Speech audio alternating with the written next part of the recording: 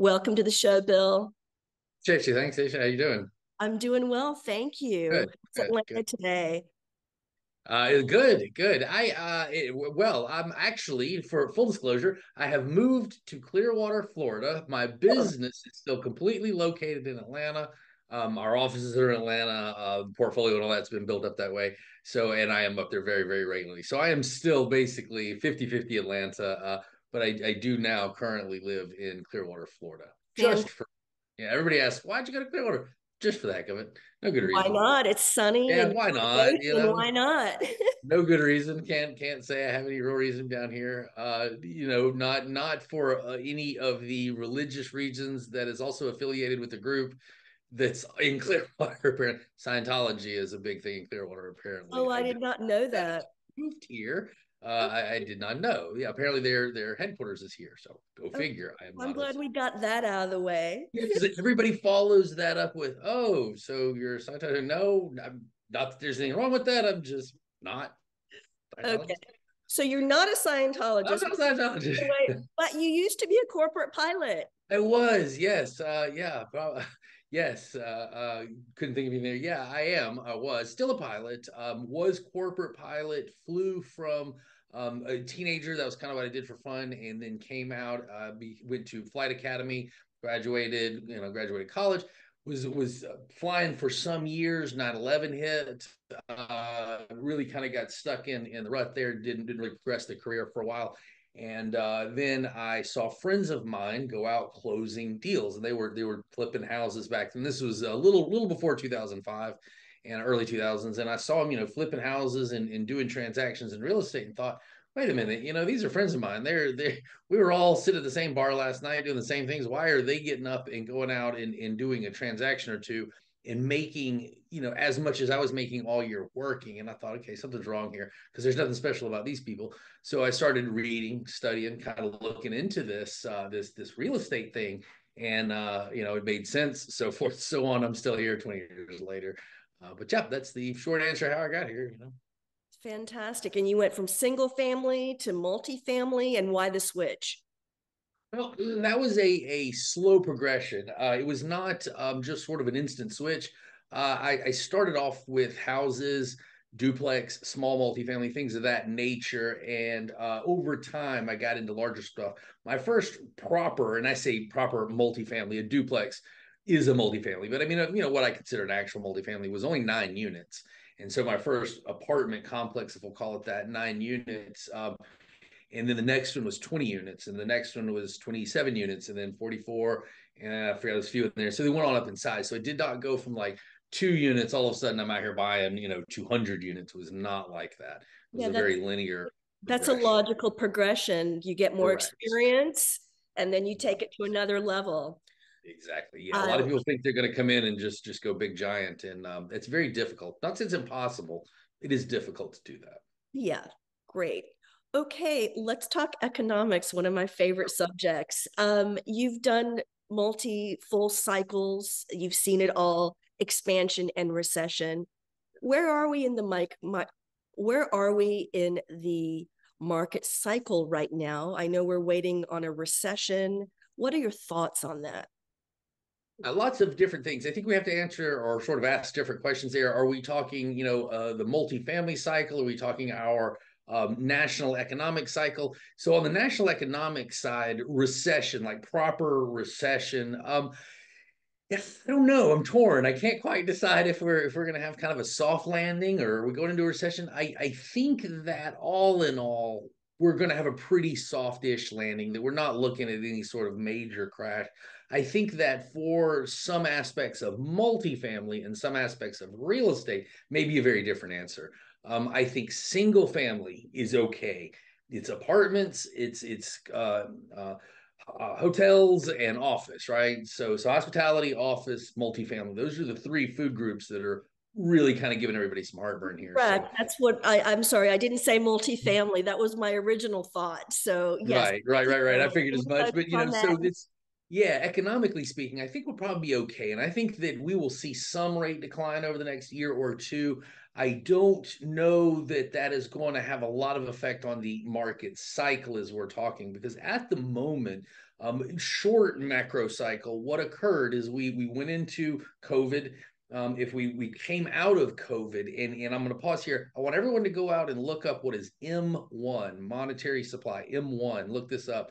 So if you watch the chart, in when we came out of lockdown, the Federal Reserve stimulated the world with more cash than we've seen in all of 60 years collective. Correct. They flooded the world with all this capital. Well, then everyone went out and bought multifamily, but they bought it at a heightened price. And the extra problem was they got very short-term loans. So we saw everybody go out and getting these 2-year interest only variable rate, uncapped kind of. And I joke with people, I was like, it's basically like buying an apartment complex with an American Express card. It's not a great idea. And so they got these really fragile short-term loans. Well, fast forward, we come to what we called Red October, which was October of 23, where there was over 8 billion, October, November, of short-term loans that all matured. We did not see a wave of foreclosures. We saw a wave of these lenders sort of kick the can down the road, and we saw a lot of those deals get extended about 6 months. That will be coming due here summer of 2024. So I think economically, and that's where I say in the multifamily and some of those areas, yeah, you're going to see some distress coming pretty heavily as a lot of these loans don't have a home as they mature. Their equity is just not going to be there, and so you're going to see devaluation for a little while there. Income, tighter financing, we're already seeing that. Credits, the interest rate. I think everybody keeps talking about interest rate. I don't think that's really the big factor here. The factor is that the banks aren't going to be in a good mood, regardless of the interest rate, right? They have multifamily deals that the debt is not well on, and they also have a lot of office. So even if they lower the interest rate, they still have balance sheet issues. They're not going to want to continue to lend. They're going to be very tight in their criteria. Therefore, creative financing, and that's going to be a hallmark of the market cycle that we see over the next, I'm going to bet 2-3 years. Excellent. Excellent. So it's great to, if you don't know about it, start learning about this stuff right now. You still have time while these loans start maturing and we start seeing some really great deals in the market. Absolutely. So, what advice can you give to investors from operating in this upcoming recession in the multifamily industry? Yeah, what I would tell everybody, the first two answers really, for people that already own real estate and people that may become owners of real estate. So if you're looking at buying multifamily, you're looking at getting in, my answer to that question to you is don't underwrite your deal for a lot of rent growth. We've got to move back towards the fundamentals, and that's really looking at what the deal is doing right now, today, not what it could do, not what the realtor says it should do, not what the seller wants to tell you it could. No, reality right now. And you got to buy on actuals. That's what I'm telling people that are looking to get in. If you're currently an owner, different answer, you need to be paying close attention to your turnover. If we're in the A space, A and B, we typically see concessions running. So you're going to start to see that. And then in the C space, the affordable housing space, you're going to see occupancy turnover. So my tip to all operators here, you want to turn your units, but you want to keep them safe, clean, affordable. That's the mantra: safe, clean, affordable. Don't over renovate, don't overspend, and don't try and overgrow the rent because you may not get it. So keep your turn costs low, heads in beds, circle the wagons, get your operational house in order, and stay good. That's what I would tell people. Fantastic. Now, what is your favorite method of creative financing? Favorite is seller financing, I have to say, because it's the best, in my opinion. It's the safest. Seller financing, for those who are not familiar, is where the seller is going to act as the lender. So normally when we buy a property, if we go to a bank, we get some money from the bank, we put a down payment down. At closing, our down payment plus the bank's money all goes over to the seller. The seller gets their money, they go away. Well, in seller financing, instead of this bank stepping in and giving the seller money, the seller is going to accept an IOU, accept a mortgage. They're going to finance that property to you, probably be giving the seller some down payment and an interest rate. And so that's the basics of seller financing, but it's just going to be like a real close. The property transfers to you. title's in your name and the seller now has a loan on the property. They can foreclose if you don't pay. But that's my favorite is seller financing. Some really, really good deals in there. I think there's going to be some great deals coming forward in the next year or two. Second up would be master lease options. That's kind of my runner up on favorites. It's almost like picking a favorite child, but I like them both. But seller financing because I think it's a slightly safer method. Can you explain what that is? Uh, Seller financing, master lease options. Yeah, master lease options. Okay, right. So long conversation there, but in short order, consider a master lease option to be something like a really long purchase and sale agreement, right? And that's the way I kind of describe it. So a master lease option is two documents, a master lease and an option to purchase. Collectively, they make up this master lease option. And in short, it's just an agreement between you and a seller to buy their property, not today, but someday in the future at a price you're going to agree on today. And in the meantime, you're going to get to rent the property with the right to sublet to the tenants. So that's why I say it's almost like a purchase and sale agreement, except it comes with the ability to borrow the property until you get to closing. Now, a purchase and sale agreement may be 30, 60, 90 days, where a master lease option maybe 2, 3 years, so it's a much longer period of time. So, we would go in and say, Aisha, for example, if you had a property and you wanted $1 million for it, but I don't think it's worth $1 million. I think it's worth 800,000. But I think it could be worth $1 million someday in the future. What I want to do is a master lease option here. So I'm going to rent the property from you. That gives me the right to go in, do whatever you didn't do, bring the value up.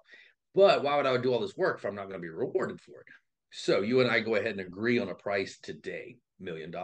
Now I have a certain amount of time, let's just say 2 years, in which I am the only person, I hold the option to purchase the property. I'm the only person that can buy the property.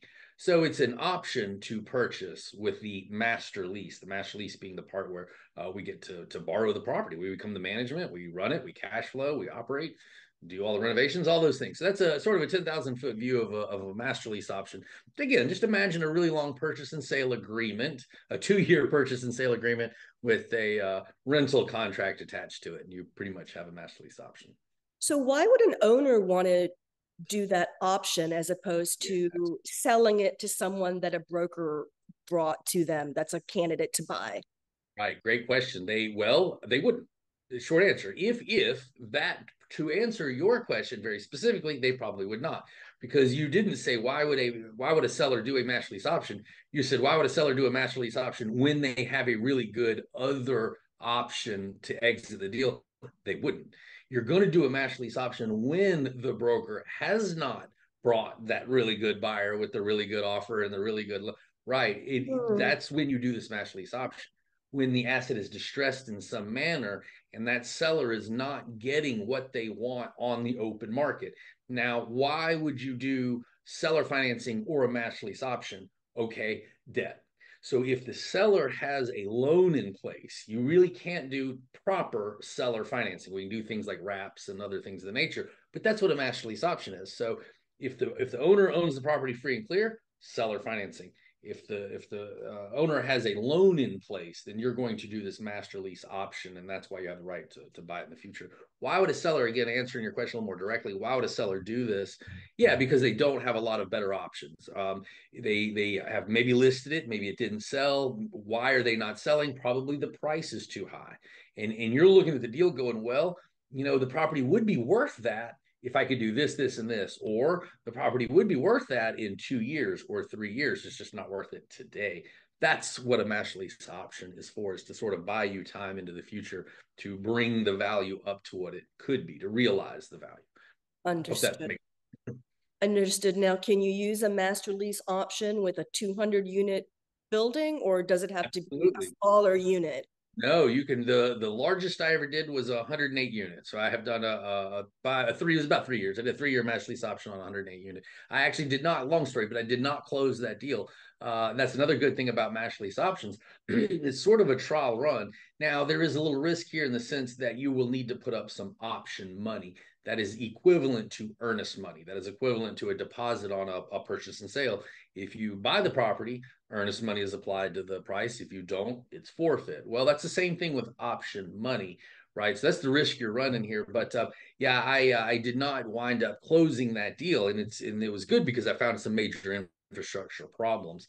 Sidebar, I actually cash flowed back all of my option money. So that's a trick I kind of tell people when I teach match lease options is try and not put up more money in risk than you can recover from cash flow. That way, if you get it all back in cash flow, your personal risk is quite low at the end of the deal. If for whatever reason you decide not to close the option, as I did, property had water intrusion under several buildings, which turned out to be a pretty nasty issue if anyone's ever So dealt with that. you're pointing out the importance of proper due diligence. Yeah, yeah, yeah. That would And that there, would have been a doozy, as they well, say. it was, and even in that scenario, due diligence wouldn't have caught that because the Oh day that no. we were out there doing due diligence, right, it hadn't rained. There really wasn't water. They had it all nice and cleaned up. Some things are hard to spot if you're not there for a while. It's kind of that honeymoon phase. The property was being nice the day we were there, and then once the honeymoon was over, property showed its real colors, and yeah, so there you go. What are some mistakes that investors make who are just doing these creative financing? They're starting off with these creative financing techniques. Yeah, one, not using an attorney. So let me be real clear. Always seek legal advice. Nothing here we're giving you as legal advice, but always have an attorney at least review the documents. A lot of people want to go online and they come to me and they say, "Hey, can I have a copy of a master lease? Or, these agreements and this kind of stuff." First, I don't like giving out documents. Second of all, you can always go get those offline. You can go Google up whatever kind of document you want. But again, I strongly recommend you have an attorney at least review it, double check. The only state where there's some real laws about master lease options like that is Texas. Texas does have some very specific laws. But again, always check with an attorney. Don't just copy and paste documents, things of that nature. Those would be the major things that I would tell you. The second most major thing I would tell you is just because you can do creative financing doesn't mean you should do creative financing, right? That's where I see a lot of people misunderstand this concept. They come in here and they think that creative financing will turn any deal into a good deal, and that is not true. The deal in its core needs to still be a good deal. Creative financing is to turn a good deal into a great deal, or a slightly risky deal into a less risky deal, not a horrible deal that's collapsing with termites and rot and the neighborhood's terrible and there's crime everywhere, but the seller's willing to sell or finance the deal. You may not want to put yourself into that situation. You may not even at seller financing, that might not still be an asset you want to get into. So don't use creative financing to sort of whitewash distress that you should be paying attention to otherwise. Okay. And a lot of people, there may be people out there that want to do creative financing that don't have any money, no money down way of doing it. Sure. What would you recommend for people like that? Recommend that you read my book if you want to do that.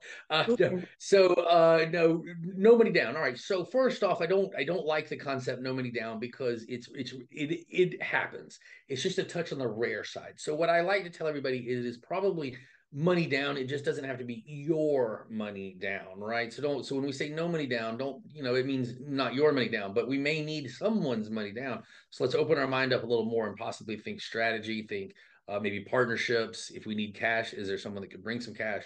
Okay, outside of that, let's say now you need to be valuable. You need to be able to go in and look at a deal, look at a seller, and figure out what's wrong, and then create value for the seller. So if you don't have cash, you're going to have to bring value, probably sweat equity, probably the ability to take care of the problem of the seller in some manner. That's where I bring in my SPY technique. This is something that I've created personally and copywritten in the book. Seller, property, you, SPY. That's the order in which you want to analyze your deal. It's also the order in which you want to create your offer. You want to look at the seller. Does my offer create value or solve a problem for this seller? Okay, next, does my offer create value or solve the property's problems, deferred maintenance, whatever. And then lastly, is this good for you? I find that a lot of people reverse that and they go around saying, I want seller financing, I want master lease options. And that's not really relevant because you don't own the real estate. So start with the seller, then go to the property, then lastly you. If you'll do that, you'll increase your probability of getting a deal done tenfold. Fantastic. So we only have a few minutes left. Is there anything else you'd like to say to our listeners that I may have not asked that you'd like to tell? Yeah, no, I just tell everybody I have two books on Amazon. One is Real Estate Raw, and one is Creative Cash. Both on Amazon. If you were looking for creative financing, start with Creative Cash. The Real Estate Raw book is a step-by-step instructions on how to build a multifamily portfolio. So you almost could start with Real Estate Raw, get the basis of how to build a business, and then Creative Cash is how to use creative financing. And we didn't mention early on, my first 402 units were done all creative financing, right? So my first 402 unit portfolio, I never walked into a bank and put down money, qualified for a loan. I did some form of creative financing and then would either refinance into a bank or sell or something of that nature. So I've been doing it for about 20 years now. The market cycle, as you mentioned, we're going into that recession cycle. That doesn't necessarily mean recession in the GDP sense of the definition. It means a declining market cycle for multifamily. And that's where you're definitely going to need a new set of skills. What got us here won't keep us here. You're going to have to learn some new tricks. Fantastic. Well, speaking of value, you have brought a lot of value to our listeners today.